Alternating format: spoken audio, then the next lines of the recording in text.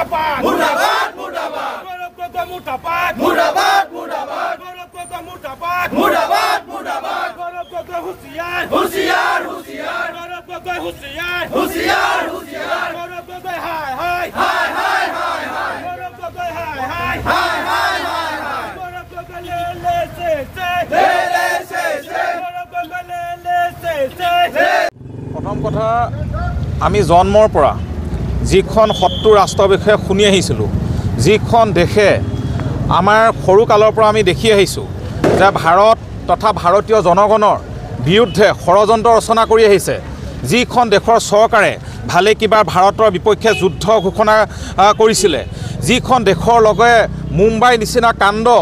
ঘটনা ঘটাইছিলে, যিখন দেশে পুলৱামা নিচিনা কাণ্ড ঘটনা ঘটাইছিলে,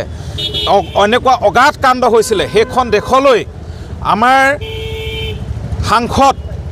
গৌৰৱ গগৈ কিয় তালৈ যাব লগা হ'ল সেইটো ইতিমধ্যে অসমৰ মাননীয় মুখ্যমন্ত্ৰী ডাঙৰীয়াই যোৱা কেইবাৰ মাহৰ পৰা অসমৰ জনগণে সেই প্ৰশ্ন তেখেতক তুলি আহিছিলে। তেওঁ সেই প্ৰশ্নৰ উত্তৰ দিবলৈ প্ৰথম কথা ভালে কিমান লগালে, শেষত পৰহি তেওঁ সেই সংবাদমেলৰ যোগেদি স্বীকাৰ কৰিলে। তেওঁ সেই কথাটো হওক, পাকিস্তান ভ্ৰমণেই হওক বা তেওঁৰ সন্তান যে আমাৰ ভাৰতীয় নাগৰিকত্ব আজিৰ তাৰিখতো নহয়, এই বিষয়ক লৈ আমি তিতাবৰৰ সমাজ যুৱ সমাজ যথেষ্ট লজ্জিত হৈছোঁ আৰু তাৰ বাবে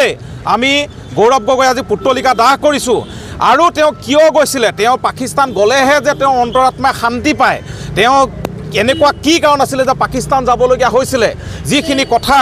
অসমৰ জনগণ তথা অসমৰ মাননীয় মুখ্যমন্ত্ৰী ডাঙৰীয়াও বাৰম্বাৰ তেওঁৰ পৰা উত্তৰ বিচাৰি আছে। গতিকে আমি তেওঁক সেই উত্তৰ দিবলৈ আহ্বান জনাইছোঁ। তেওঁ যিবিলাক আমাৰ জনগণে প্ৰশ্ন, আমি যথেষ্ট ক্ষোভিত হৈ আছোঁ, তেওঁ কিয় তালৈ গৈছিলে সেইটো এটা ডাঙৰ প্ৰশ্ন। গতিকে সেইখিনি তেওঁ দিয়ক, অন্যথা আমি তেওঁৰ বিৰুদ্ধে ভৱিষ্যতৰ দিনত আকৌ আন্দোলনৰ কাৰ্যসূচী ল'বলৈ বাধ্য হ'ম।